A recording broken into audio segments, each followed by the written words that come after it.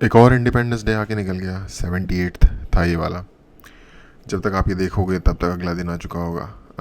In fact अगला दिन भी ख़त्म हो चुका होगा।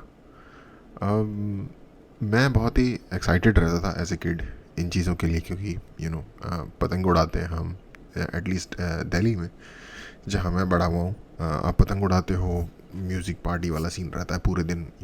स्कूल वगैरह नहीं जाना होता था जब छोटे थे, तो मज़ा आता है। एक फन डे है, लाइक लाइफ को इन्जॉय करने के ये मोमेंट्स होते हैं जिनमें आपको इनके लिए बेसिकली आप मेहनत करते हो। तो उस हिसाब से बड़ी अच्छी चीज़ है। पर पिछले कुछ सालों में, मैं अपने पर्सनल लेवल बता रहा हूँ, पिछले लगभग 2-3 सालों में जैसे जैसे आप चीज़ों को देखते हो, और मैंने जैसे जैसे चीज़ों को देखा समझा है, मुझे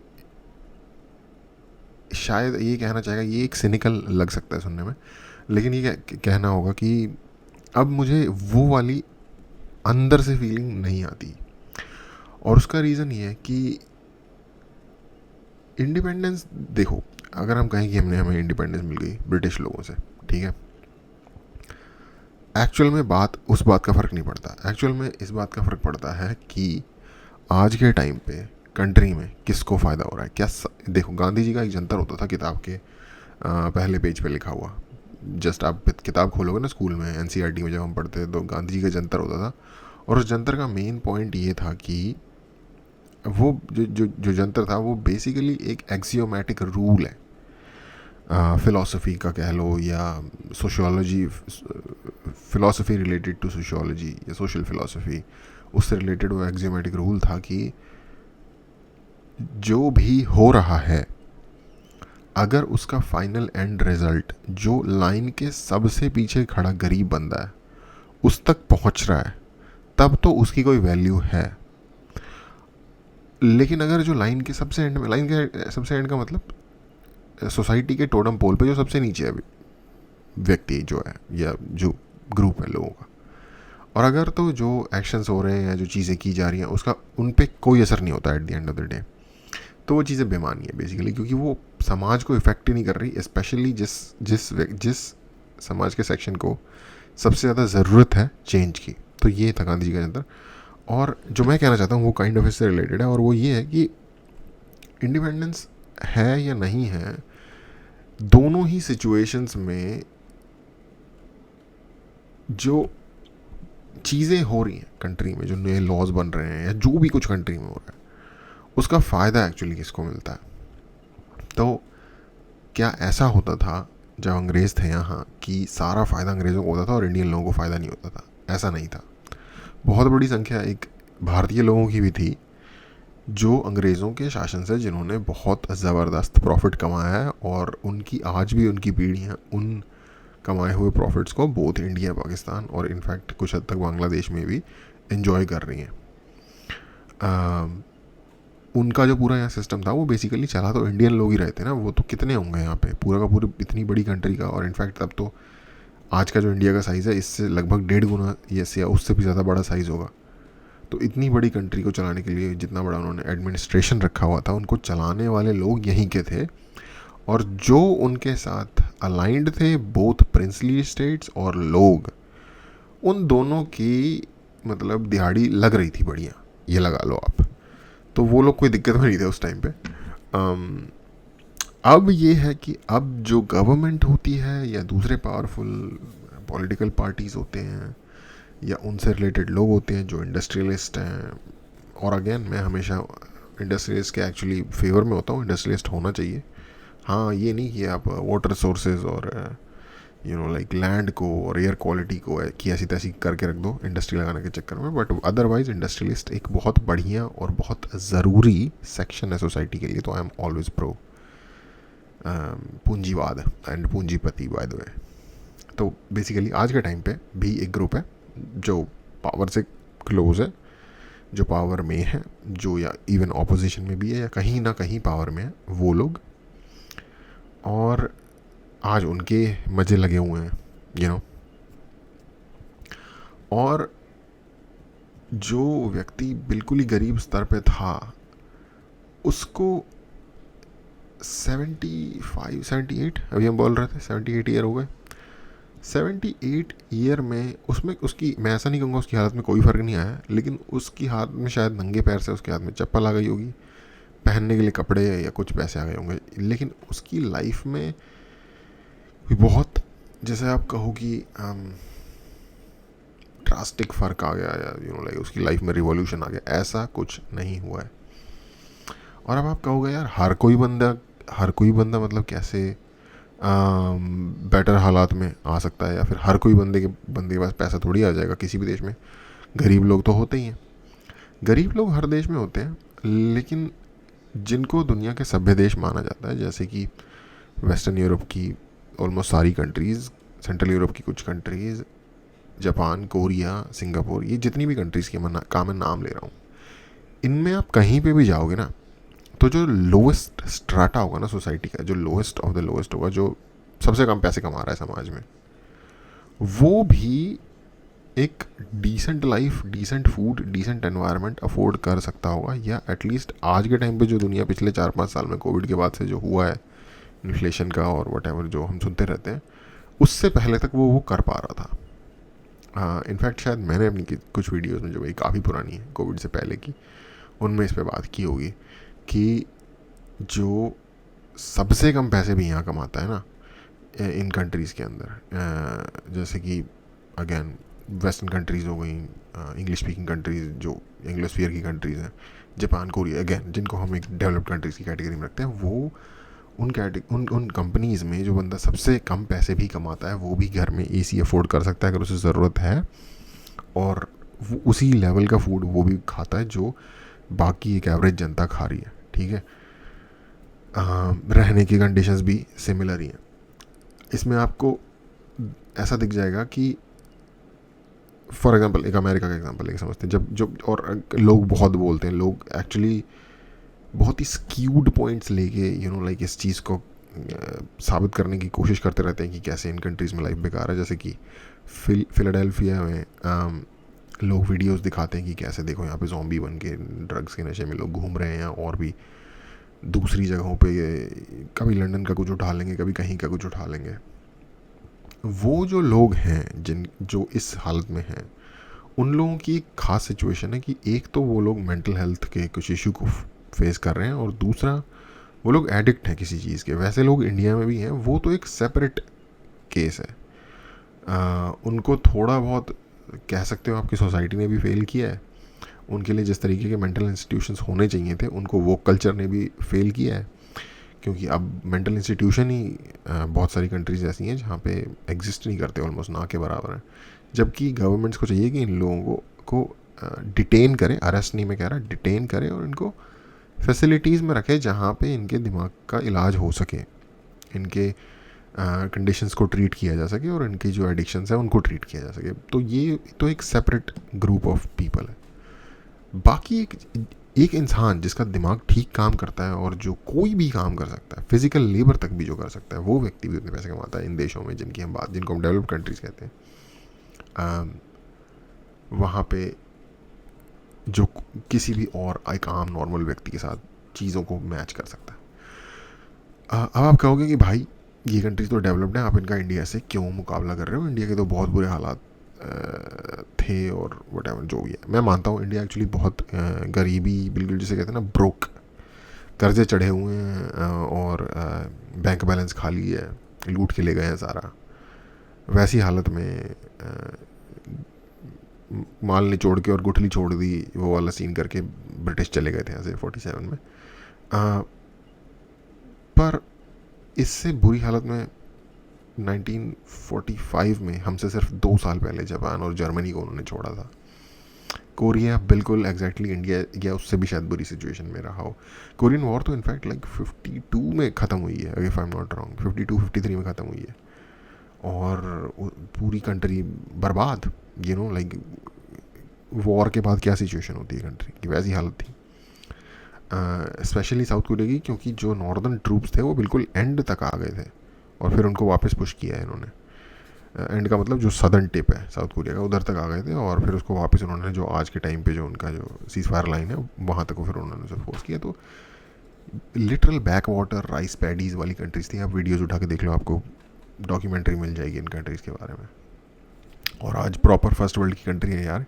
साउथ कोरिया एक किसी भी वेस्टर्न कंट्रीज से बेटर ही होगा हर हालात में, टेक्नोलॉजिकली एंड एवरीथिंग. ख़राब नहीं होगा. तो हमसे बहुत कम टाइम में, हमसे ख़राब हालात में जापान को देख लो, जर्मनी को देख लो, लोगों ने टर्न अराउंड किया है. हमारी उतनी भी बुरी हालत नहीं थी, और फिर भी, और हमने टू बी ऑनेस्ट कुछ वॉर्स लड़ी हैं पाकिस्तान से, तो जिस पे हमारा खर्चा हुआ है, ये एक बात कहने वाली है. लेकिन फिर भी हम बहुत कुछ कर सकते थे यार. हम अपने शहरों में देखते हैं कि पेवमेंट्स बनाते हैं और फिर तोड़ देते हैं कुछ साल बाद, और फिर नई बनाते हैं. सड़क बनाते हैं, खोद के लाइन बिछाते हैं और फिर सड़क तोड़ के चले जाते हैं. ये सारी चीज़ें, ये कोई बाहर से आके तो नहीं कर रहा ना. हम नहीं कर रहे अपनी कंट्री को प्रॉपरली डेवलप्ड, और हम नहीं कर रहे अपने लोगों को सहूलियत देने वाला काम. तो अगर आप सोच के देखो, और अगेन शायद बहुत सारे लोग ऐसी बात करते होंगे, बहुत सारे मूवीज़ वगैरह में इस तरीके के डायलॉग मारे जाते होंगे कि आज़ादी नहीं मिली, गोरे लोग चले गए, ब्राउन लोग आ गए, ये वो. पूरी तरीके से ये गलत भी नहीं है. थोड़ा क्या कहते हैं, भावुक लगता है सुनने में, लेकिन बहुत गलत भी नहीं है. बेसिकली स्ट्रगल गोरे और ब्राउन और ब्रिटिश और इंडियन में नहीं था. स्ट्रगल है सही और गलत पॉलिसीज़ का.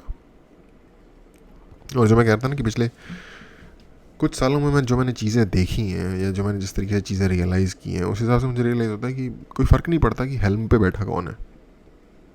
क्या फ़र्क पड़ता है, राहुल गांधी बैठा है, मोदी बैठा है, कौन बैठा है, एज लॉन्ग एज वो सही रूल बना रहे हैं. बट क्योंकि राहुल गांधी जी एक निंजा तकनीक के माहिर आदमी हैं, तो उनको मैं फुल विरोध करता हूँ. क्योंकि उनकी जब मैं पॉलिसी सुनता हूँ, तो मुझे लगता है कि लगभग 80 साल तो तुम लोगों ने बर्बाद कर दिए. 80 में से चलो दे दो यार, 15 साल दे दो भाजपा को, ठीक है, भाजपा को 15 साल आपने दे दो, वो भी उसमें ब्रेक आ गया. पर उसके अलावा जो 65 बनते हैं, वो तो तुमने लिटरली बर्बाद ही किए हैं ना. अगर तुमने कंट्री को, हाँ एक बात है, तुमने मतलब हमारे जो पड़ोसियों ने जैसे जैसे कांड किए हैं, वो वाला लेवल नहीं लेकर आए, ठीक है. पर रिजर्वेशन बना था यार 10 साल के लिए, और आज से बहुत कम होता था अमाउंट में. Limited time and limited quantity. उसकी क्वांटिटी बढ़ती चली जा रही है वोट बैंक की वजह से.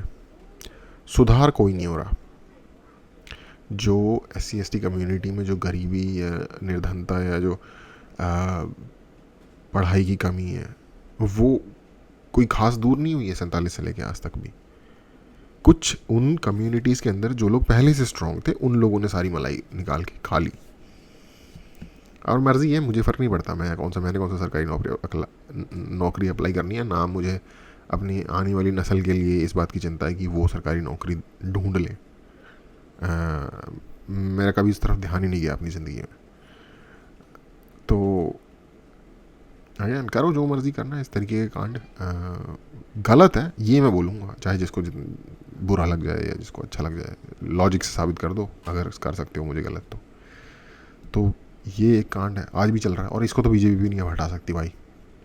क्योंकि कंट्री में ही जब लोगों के अंदर इतनी सेल्फ रिस्पेक्ट नहीं है, और अब ये कहेंगे कि भाई तुम्हारे पूर्वजों ने ये किया वो किया.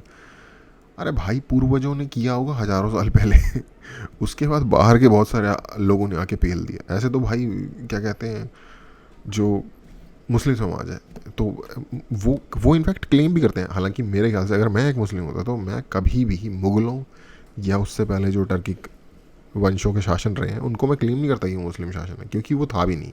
वो बेसिकली इन्वेडर्स थे, ठीक है. लेकिन भाई बंदों को होता, हम तो क्रेडिट लेंगे, हम तो वी वर कैंग्स एंड एक करके मीम है SHIT करके, तो वो वाला सीन है. हर बंदे का वो वाला सीन होता है. हर बंदे को अपने आप को अफलातून के ख़ानदान से दिखाने का शौक़ है. तो उनमें भी बहुत सारे लोग, हम तो मुग़ल थे, हमने हज़ारों साल राज किया तुम पे, ये वो इस तरीके की के माइंड सेट से चल रहे होते हैं. तो तो भाई तो आप क्यों रिक्शा चला रहे हो आज? वो नहीं वो बताते, लेकिन तो मैं नहीं करता क्लेम यार, और हर कोई नहीं है अगेन यार, ये थोड़े जिनके दिमाग में हॉर्स पावर जिनकी कम होती है दिमाग की, जिनकी दिमाग की प्रोसेसिंग पावर कम होती है, वो करते हैं ऐसी बातें। तो भाई इस हिसाब से तो उनको भी बोलो भाई तुमने भी बड़ा शासन किया है और तुमने भी बड़ा हम पे राज किया और अत्याचार किया है, तो तुम भी भाई दो हमें हिस्सा अपनी चीज़ों में से। तो वो नहीं होता है ना। तो लाइक चिट भी मेरी और पट भी मेरी। इनफैक्ट वो अब कुछ स्टेट्स में माइनॉरिटी का भी रिजर्वेशन आ गया। तो जब ऐसे ऐसे कांड हो रहे हैं कंट्री में, ठीक है, आई मीन लाइक कतई जिसे कहते हैं ना खुली सरकारी ग्रांट के साथ बदमाशी और भेदभाव, खुला भेदभाव, तो भाई काहे की आज़ादी? कोई आज़ादी नहीं है इस तरीके से, ठीक है। तुमको लूटने की आज़ादी मिल गई है, अब पहले कोई और लूट रहा था, बस ये फ़र्क पड़ा है। तो ये है। और अगेन देखो, हम 1947 में जब जो हो रहा था ना, उस हिसाब से सोचते हैं कि उस वक्त जब हम, I mean let me try to rephrase this, एक टाइम में जब हम एक तरीके से सोच रहे होते हैं किसी चीज़ को और वो नहीं पैन आउट होती उस तरीके से, तो उसको कहा जाता है, उसके लिए एक कहावत है अंग्रेजी में, हाइंडसाइट इज़ 2020, कि मतलब जब आप पीछे देखते हो तो आपको हर कुछ बिल्कुल 100% क्लियर दिख रहा होता है, फ्यूचर ब्लरी लग रहा होता है क्योंकि फ्यूचर के बारे में पता नहीं होता क्या होना है, ठीक है। तो उस वक्त के हिसाब से मैं नहीं कह रहा जिन लोगों ने स्ट्रगल किया था, जिन लोगों ने मेहनत की, जिन लोगों ने अपनी कुर्बानियाँ दी इस चीज़ के लिए, उन्होंने कोई गलत किया, और इनफैक्ट होनी चाहिए थी इंडिपेंडेंस। मुझे अगर कोई पूछे कि भाई आपके लिए फिर 15 अगस्त की क्या इंपॉर्टेंस है या होनी चाहिए, तो मेरे हिसाब से 15 अगस्त की इंपॉर्टेंस ये होनी चाहिए कि ये वो दिन था जिस दिन मॉडर्न इंडिया फाउंड हुआ था, बेसिकली स्टार्ट हुआ था, ये इसकी इम्पोर्टेंस है। और रेंस जो थे वो ऑफ कोर्स ब्रिटिश से हमारी सॉवरेनिटी एस्टैब्लिश हुई थी। इंडिया तो खैर पहले भी था, हमारी सॉवरेनिटी इस्टेब्लिश हुई थी, आइडेंटिटी इस्टेब्लिश हुई थी, इन द सेंस जो अभी करंट आइडेंटिटी है, करंट फॉर्म्स में। इनफैक्ट वो भी शायद सही नहीं होगा कहना, क्योंकि उस टाइम पे गोवा नहीं था इंडिया का पार्ट, सिक्किम नहीं था इंडिया का पार्ट, तो और भी कुछ चीज़ें थी उस टाइम जो डिफरेंट थी आज से। बट एक जो मॉडर्न स्टेट ऑफ इंडिया है उसकी फाउंडेशन हुई थी और हमारी सॉवरेनिटी की एस्टैब्लिशमेंट हुई थी। तो ये इस तरीके से इम्पोर्टेंट है, क्योंकि before that we were the subjects of queen और king of the empire of Britain. तो यस, दिल को बहलाने के लिए ख्याल अच्छा है, उस हिसाब से हम एंजॉय करते हैं, हमें आज़ादी पसंद है, ये है वो है। बट मेरी अंडरस्टैंडिंग में भाई ये एक एवर गोइंग स्ट्रगल है और ये रहेगा जब तक हम इंसानों की तरह इस दुनिया में रह रहे हैं।